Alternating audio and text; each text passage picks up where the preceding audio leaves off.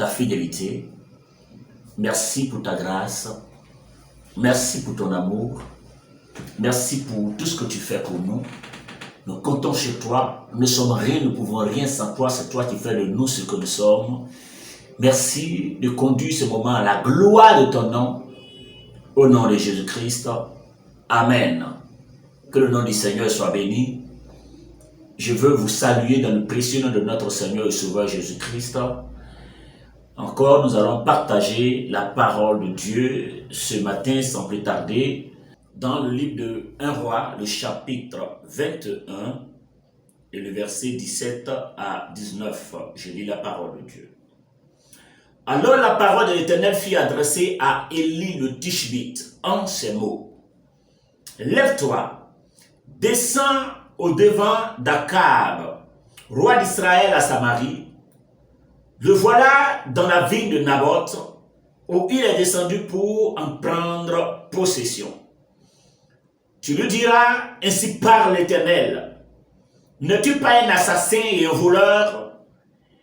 Et tu lui diras, ainsi parle l'Éternel, au lieu même où les chiens ont léché le sang de Naboth, les chiens lécheront aussi ton propre sang.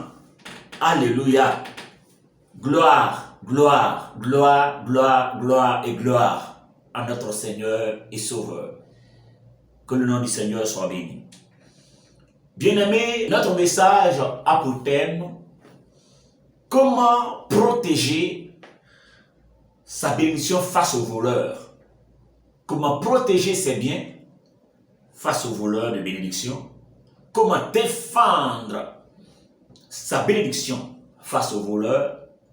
Comment protéger ce qui est à vous face aux méchants, face aux voleurs de bénédiction. Alléluia.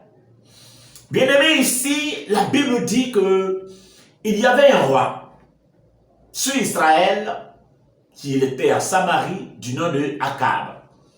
Et Akab avait pour femme Jézabel. Alléluia. Et la Bible dit que ce roi Akab avait une maison. Et non loin de sa maison, il y avait un autre homme du nom de Naboth, Naboth de Jizréel, qui avait son champ loin de la maison d'Akab.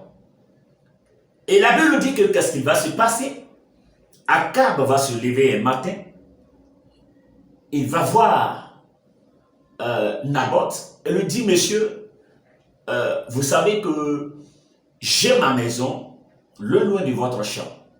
Alors ce qu'on va faire, je veux votre champ. Vous allez me vendre votre champ. Si vous voulez, je peux même vous donner un autre champ meilleur que ce que vous avez.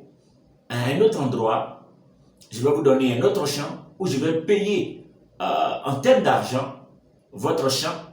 Je vais acheter votre champ en termes d'argent afin de faire un jardin potager autour de ma maison. C'est-à-dire que votre champ là deviendra mon jardin potager et là je pourrai m'asseoir et le vent va bien me souffler. Alléluia.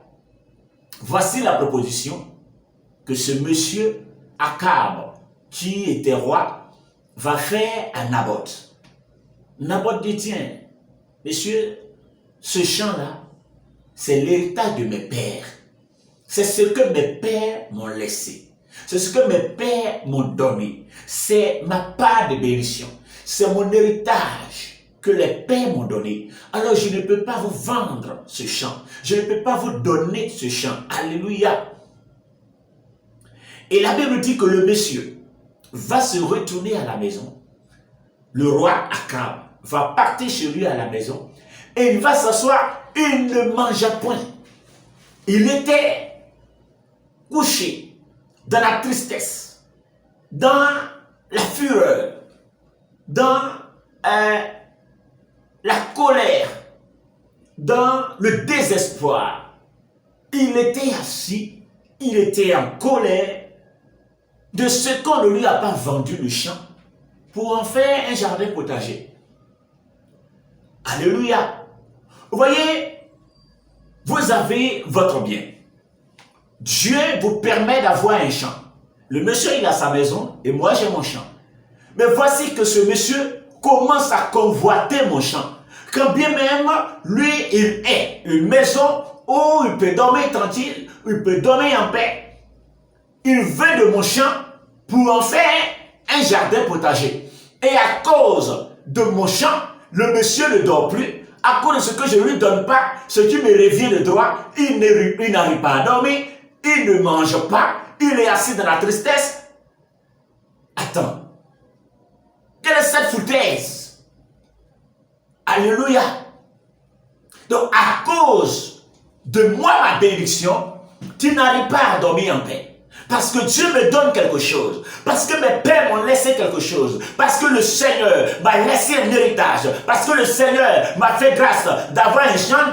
Tant que tu ne détruis pas ce champ, tu ne seras pas en paix. Tant que tu n'as pas mon champ pour en faire ton jardin potager, tant que le peu que j'ai, je n'arrive pas à m'arracher, tu ne dors pas en paix. Mais c'est pas normal. Ce n'est pas normal. À cause de mon champ, tu ne dors plus. À cause du peu que j'ai, tu ne dors plus. À cause du peu que j'ai, tu n'arrives plus à manger. Parce que tu penses, comment faire pour m'arracher ce que j'ai? Comment faire pour me détruire? Comment faire pour me ruiner? Comment faire? C'est mon héritage à moi. Pourquoi tu ne viens pas me proposer aussi ta maison? Propose-moi ta maison. Alors comme votre champ est non loin de ma maison, ce qu'on va faire, je vais vous vendre ma maison. Là, vous allez habiter à côté de votre champ en même temps. Et ça aurait été merveilleux. Vous voyez, ça serait bien. Mais vous ne vendez pas votre maison. Et c'est vous qui proposez à l'autre, vends-moi ton champ. L'héritage de tes pères pour me vendre. Ce que tu as eu, il faut me vendre. Ce que tu as aujourd'hui comme mon bien, il faut me vendre. Alléluia. Et il va à la maison, il ne mange pas pour cela. Parce que je lui refuse de donner l'héritage de mes pères. Parce que je lui refuse de donner ce que l'Éternel m'a donné. Ma part de bénédiction, parce que je refuse de lui donner ma part de bénédiction, il ne dort plus. Parce qu'il n'arrive pas à me détruire, il ne dort plus. C'est comme ça vos ennemis auront des insomnies. Vos adversaires auront des insomnies. Des personnes qui veulent vous détruire auront des insomnies parce qu'ils ne réussissent pas à atteindre leurs objectifs. Et parce que jamais ils ne réussiraient à vous détruire. Alléluia. Gloire à Jésus-Christ. Et c'est ce qui va se passer. Mais la suite, qu'est-ce qui va se passer? Sa femme, le roi, à sa femme du nom de Jézabel. C'est d'elle, Jézabel, dont l'Apocalypse parle, en disant que tu laisses la femme Jézabel prêcher. Alléluia. Jézabel est l'image de la méchanceté, de la sorcellerie. Donc ne laisse pas la femme sorcière prêcher. Gloire au Seigneur. C'est complètement différent de ce que le ministère de la femme contesté. Ça, c'est un autre enseignement. On va en revenir là-dessus un autre jour. Et on va savoir si la femme peut prêcher ou pas. Gloire à Jésus. Mais ici, le monsieur va catégoriquement refuser de manger, tout simplement parce qu'il ne réussit pas à avoir l'héritage de quelqu'un. Leur héritage là, il me faut arracher ça pour en faire un jardin potager. Amen. Et la femme Jézabel vient dire à son mari, mais mon chéri, pourquoi tu ne manges pas? Pourquoi tu ne dors pas? Il dit, mais j'ai été voir Naboth, qu'il me donne son champ pour en faire un jardin potager. Il refuse. Il ne veut pas me donner son champ. Et qu'est-ce que Jézabel va faire, la sorcière? Dit, mais attends, tu es le roi ici. Alors vous qui êtes le roi, c'est vous qui partez demander un endroit et on ne veut pas vous donner. Mon chéri, mange tranquillement. Dors paisiblement. Parce que ce champ-là, ça t'appartient déjà. La sorcière savait ce qu'elle allait faire. Elle dit, le champ t'appartient déjà. Il ne faut même plus craindre. Ça t'appartient. Alléluia. Et qu'est-ce que la femme va faire? Il va réunir le peuple. Il va rassembler le peuple d'Israël et mettre Monsieur Naboth, au devant de tout le monde, et cherche deux vauriens, deux malfrats, que ces personnes viennent pour porter une accusation, je dirais à tort, à monsieur Naboth, afin que, à partir du moment où monsieur Naboth sera accusé à tort, puisqu'il y a deux témoins, pour eux, les deux témoins, c'est comme, c'est une réalité, c'est-à-dire c'est la chose est vraie. Le témoignage de deux personnes sous-entend que c'est vrai chez eux. Alléluia. Donc c'est ce qui va se passer. Automatiquement, ils vont prendre la résolution de lapider le monsieur. C'est-à-dire que l'accusation qui était portée à Naboth était que Naboth avait maudit Dieu et il avait maudit le roi. Chose qu'il n'a pas fait. Et ces deux vauriens, oui, tu as maudit le roi. Oh, tu as maudit le roi. Tu as maudit Dieu, tu as maudit le roi. Tu as maudit Dieu, tu as maudit le roi. Châtiment, la mort. On doit te lapider à mort. Vous voyez des personnes qui s'élèvent par rivalité, par jalousie. Ils veulent vous tuer par rivalité, par jalousie. Ils veulent absolument que vous mourrez. À cause de son chant, ils vont prendre la décision de le tuer. À cause de son chant, ils vont lui tendre des pièges et le tuer. À cause de son héritage, à cause de la bénédiction que le Seigneur lui a donnée, de personnes vont prendre la résolution de l'exécuter, lui tendre des pièges et le tuer. Nous voyons ces mêmes choses ici tout le temps. À cause de ton bien, des gens veulent te tuer. À cause du peu que le Seigneur t'a donné. Et les personnes qui veulent te tuer, ce n'est pas parce qu'elles n'en ont pas. Ces personnes aussi en ont. Elles ont aussi une grâce, elles ont aussi une bénédiction à elles. Mais elles ne veulent pas. C'est-à-dire que ce qu'elles ont, ça ne leur suffit pas. Il faut absolument qu'elles réussissent à vous détruire. Elles seraient en paix que lorsqu'elles auraient réussi à vous détruire. Comme les pharisiens qui ont gêné en disant que tant qu'on ne tue pas ces apôtres-là, on ne sera pas en paix. Il faut qu'on les tue. Des gens qui jeûnent et prient pour ta mort. Pendant que vous jeûnez et priez pour aller de l'avant, vous jeûnez et priez pour la délivrance de la famille, certaines personnes jeûnent et prient pour votre mort. On ne va pas manger tant que Pierre ne meurt. Alléluia. On ne va pas manger tant qu'on ne tue pas Paul. Amen. Donc, des personnes qui ont décidé de tuer tout simplement Naboth à cause de l'héritage. Malheureusement, le plan va réussir. Ils vont prendre Naboth, aller hors de la ville de Jizréel. Ils vont le lapider jusqu'à ce qu'il meure. Et après qu'il meure, qu'est-ce qu'il va se passer? La femme va dire à son mari, mon chéri, lui qui s'opposait, qui ne voulait pas donner son champ là, il a dit, ah bon, on va prendre son champ. Cet champ, il ne voulait pas te donner, non. On l'a tué, il va prendre sa cadeau, cette fois-ci, c'est gratuit. Avant, tu voulais lui donner quelque chose. Lève-toi, il va prendre son champ parce qu'on a réussi à le tuer, on a réussi à le détruire, on a réussi à gâter complètement sa vie. Lève-toi et va, tu le détruis. Alléluia. Voyez-vous cette méchanceté, cette cruauté, cette rivalité, jalousie, aigreur. Amen. Et le monsieur est exécuté. Alors, il va se lever, il rentre dans le champ. Akab va rentrer dans le champ. Il est en train d'observer. Là, je vais faire, je vais détruire tout ici. Je vais faire mon jardin potager ici. Dieu, qui ne pouvait pas concevoir, accepter une telle chose, va dire au prophète Élie, le Tishbite, va en cet endroit. Dis au roi Akab qu'il est un assassin. C'est un voleur de bénédiction. Il veut voler le champ du monsieur. Est-ce qu'il n'est pas un assassin? Et ta femme t'encourage et vous tuez le monsieur afin de prendre son héritage. Mais de la manière vous l'avez lapidé à mort. et il est mort, les chiens sont venus pour le lécher là-bas. Vous aussi, c'est dans ce même endroit que vous allez mourir et vous serez aussi léchés par les chiens. Amen. La Bible dit que lorsque le roi a entendu cette parole venant d'Élie, il va déchirer son vêtement, il va s'humilier, il va demander pardon au Seigneur car il reconnaît ce qu'il a fait. Alléluia. Mais Dieu dans son amour, il est tellement amoureux ce Dieu. On a dit bon, regardez comment. Élie, regarde comment le monsieur s'humilie devant moi. Comme il s'est humilié, je ne vais plus le tuer.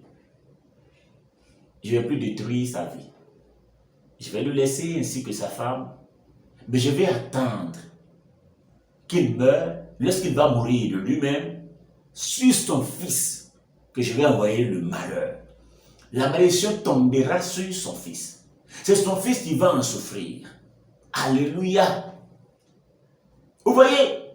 Donc, la méchanceté que vous faites, il arrive que ça tombe sur les enfants. Vous pensez que vous êtes en train de tellement bien faire les choses. Lorsque vous faites la méchanceté, vous détruisez la vie des personnes. Vous faites du mal aux gens. Vous pensez que à cause de votre pouvoir, à cause de votre autorité, à cause de ce que vous avez les épaules relevées, il vous faut détruire des personnes qui sont devant de vous. Parce que Akab était un roi, il était un chef, il était un président. Il lui fallait écraser, il lui fallait marcher sur des personnes qui sont autour. Il fallait les tuer. Tuer pour posséder tout ce qui revient à la famille. Et vous tuez des personnes. Mais si vous-même, Dieu vous fait grâce, afin de ne pas payer, vos enfants payeront. La malédiction va jusqu'à la 3e et la 4e génération. Alléluia. Sauf en acceptant réellement Christ. Sinon, vous payerez ce que vous êtes en train de faire. Ce qu'un homme aura semé, il le moissonnera. Ce que vous semez, vous allez moissonner. La malédiction va tomber aussi sur la vie de vos enfants. La méchanceté que vous faites tombera aussi sur la vie de vos enfants. Arrêtez de faire la méchanceté. Arrêtez de détruire la vie d'autrui pour le peu que Dieu leur a fait la grâce d'en avoir. Arrêtez de faire du mal aux autres à cause du peu que ces personnes ont. Pourquoi être si méchant? À quoi servirait un homme d'avoir le monde s'il perdrait son âme? Ça ne vous dit absolument rien. Cela ne vous dit rien. Ça ne vous dit absolument rien. Vous allez avoir tout. La luxure que vous recherchez. Au prix de la méchanceté, de la cruauté.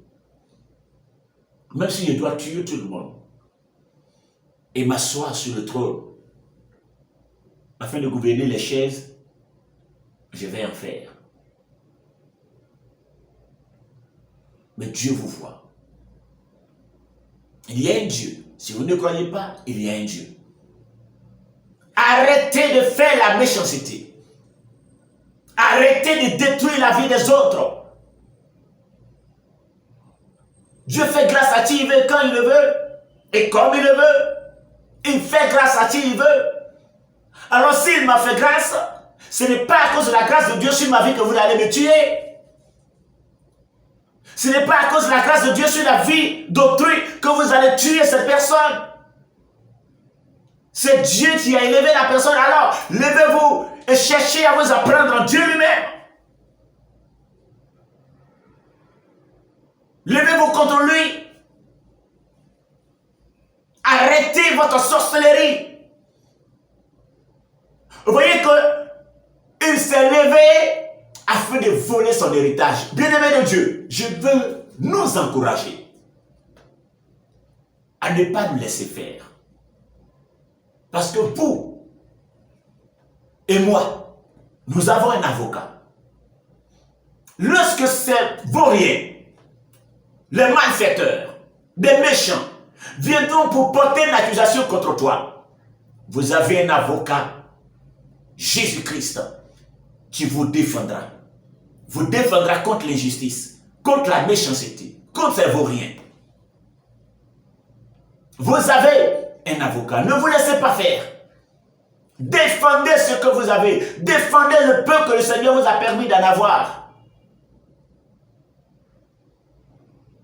Lorsque des personnes se lèveront afin de vous arracher ce que le Seigneur vous a permis d'en avoir, afin de vous tuer et bloquer ce que Dieu vous a permis d'en avoir, vous avez un Dieu que la Bible appelle Dieu capable, en Job 42, verset 2, et rien ne peut se poser à sa pensée. Rien. Lorsque l'eau se lèvera afin de te détruire, ne te laisse pas faire. Il est écrit. En Psaume 68, verset 29, donc Dieu ordonne que tu sois puissant. Ne vous laissez pas faire. Soyez puissants. Résistez à la sorcellerie. Elle fuira loin de vous. Résistez à la méchanceté. Elle fuira loin de vous. Résistez au diable. Il fuira loin de vous. Priez sans cesse. Ne vous laissez pas manipuler. Ne vous laissez pas détruire. Ne vous laissez pas égorger. Ne vous laissez pas tuer. Pourquoi une telle méchanceté? À cause du peu que le Seigneur me permet d'en avoir. Pourquoi vouloir tuer les autres? Pourquoi vouloir détruire les autres? Pendant que vous avez un peu, gardez votre peu ou gardez votre abondance. Pourquoi vouloir tuer? Pourquoi vouloir détruire? Pourquoi vouloir faire du mal aux autres? Sortez de votre méchanceté.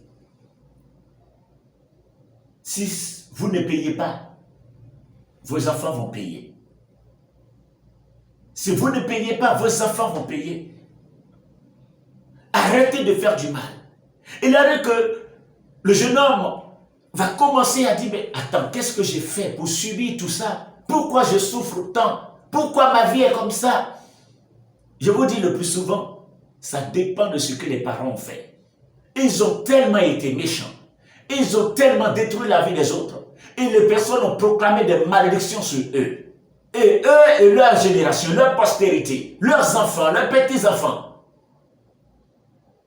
Et cette malédiction, si vous n'êtes pas en Christ, réellement, pour annuler cela, si vous n'êtes pas en Christ, pour briser cela, sur la base de sa parole, qui le dit en Romains 8:1, qu'il n'y a plus de condamnation pour ceux qui sont en Christ. Vous n'êtes pas réellement en Christ afin que cette malédiction se brise. Vous risquez de tout perdre. Vous risquez de souffrir. Soyez réellement en Jésus-Christ. Il vous défendra contre ces vauriens. Soyez réellement en Jésus-Christ. Il vous défendra contre l'ennemi. Soyez réellement en Jésus-Christ. Il vous défendra contre la méchanceté. Soyez réellement en Christ. Il combattra pour vous. Et les accusateurs seront humiliés. Parce qu'il est un avocat puissant, vivant, capable de vous défendre dans la vérité, dans la sincérité. Aucun avocat, peu importe sa capacité, ne peut être face à lui. Alléluia. Placez votre confiance en ce Dieu. Et armez-vous de la capacité qu'il vous a donnée. Et battez-vous. Et que personne ne vienne pour vous écraser. J'espère que vous avez pris note. J'espère que vous avez compris ce message. Ne laissez pas le méchant vous détruire. Ne laissez pas le méchant vous détruire. Ne laissez pas le méchant vous détruire. Soyez révoltés. Utilisez la capacité que Christ vous a donnée afin que votre vie change. Que Dieu vous bénisse au nom de Jésus-Christ. Amen.